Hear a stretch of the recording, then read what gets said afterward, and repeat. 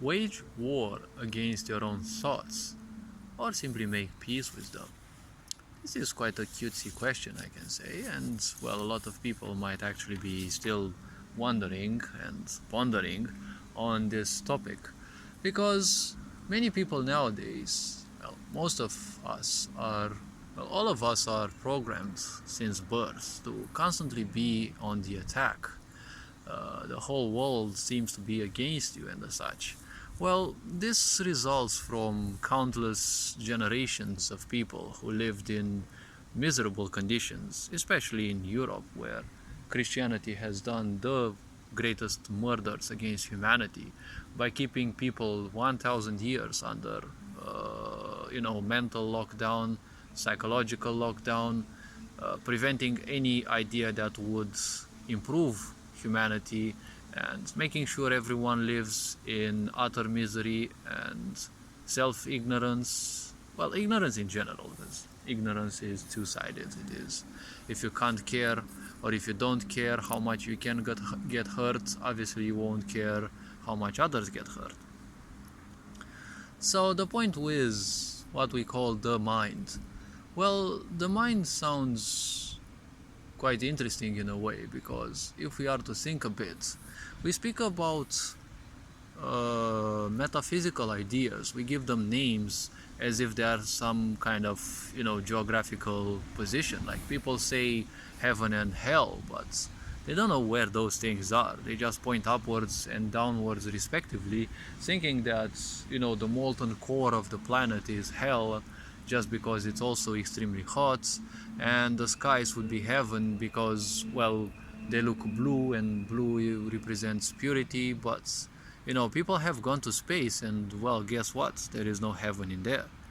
Heaven and hell are, well, they're not geographical regions. Depending on how you perceive life and how open you are to it, or to lower vibrations, that is where your heaven and hell are. At the same time, when people speak about the mind, it is not a geographical aspect of what one is. You cannot pinpoint the mind as being somewhere around the brain, beyond the brain, or anywhere else, right? So if we are to think a bit about this so-called mind, well, it is nothing else than a hard drive where we store all the people's opinions and thoughts that we encounter. Unfortunately, when this happens at very young ages, there is no discernment right then. Discernment starts building up after a certain age, and well, up till that discernment is missing, everything that is put into your head kind of becomes a bit like the Bible, right? It becomes the core experience of your life. It becomes extremely important. So if you have abusive people around you that teach you that, misery and self-sabotage and obviously victimization are the only way to live life, obviously you will simply live like them.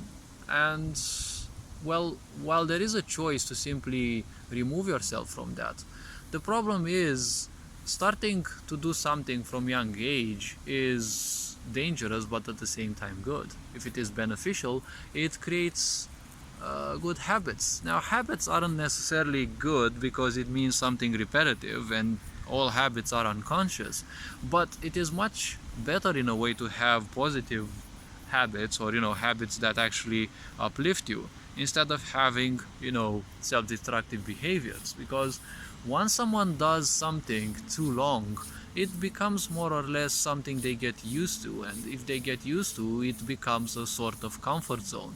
If misery becomes your comfort zone, well, obviously victimization and misery will be, well, your guides out.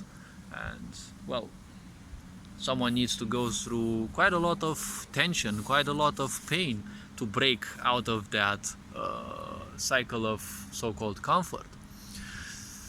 Now, waging war against your thoughts never helps, because, see, the point in the mind, or how it functions, is, well, it is energy-based.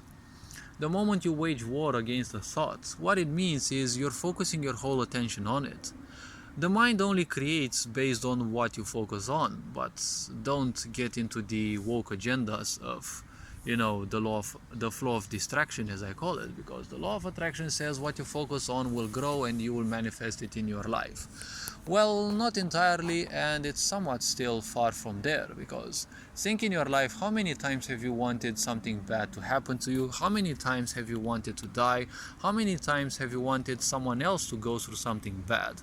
And obviously everyone who does this um, kind of never thinks or feels grateful that these aspects actually never happened in the first place, right? How many times did you actually wish that something bad would happen to you or someone else? How many times did you wish that you would die? Because the problem is, when victimization or anything bad happens, right? When anything bad happens, the first impulse is that you want to die, right? Especially, through victimization, people want to die. They also have the verbal tick. Even in video games, when they don't get things the way they want, they kind of say the verbal tick that they want to die. They want something bad to happen to them. The moment you focus on something, it becomes your reality by the fact that you repeat it. And the more you repeat it, the more energy you give to it. And, well, it will become like a core of your existence. It's not necessarily that you will attract it in your life, but you will simply focus on the wrong aspects of life, on energies that are not serving you, and therefore you'll attract more misery in your life. Let's not actually use the word attract, right? You will focus on misery, and, well, misery will become more and more prevalent in your life. And your intellect. Imagine intellect as a guardian that constantly defends what you believe in. If you believe in your misery, well, obviously your intellect will defend everything that will support your misery. So the point is, it is always wiser to make peace with your thoughts, because your thoughts are nothing else but a point in history, in your history. They were accepted, and most likely an unconscious mental, psychological, and or emotional attachment was created to those. Once this was created, this became part of your belief system. And, well, afterwards you constantly kept dragging it like an anchor after you. And, well, obviously it's constantly followed you everywhere you went.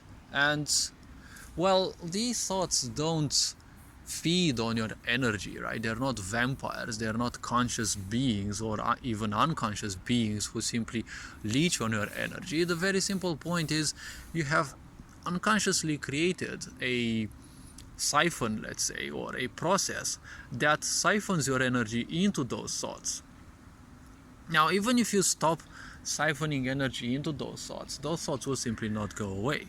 You can live 60 years away from them, and, well, you will see that if you become unconscious, all these thoughts and self-destructive behaviors from this lifetime, from previous lifetimes, as well as, opinions and self-destructive behaviors of people around you, they will start creeping back in, because, well, nature gave you a physical body and it gave it for free, and, well, not only will she claim it back, but at the same time, nature's gonna put a hell of a fight to make sure that you're gonna live by the rules, by the natural, unconscious rules of that physical body.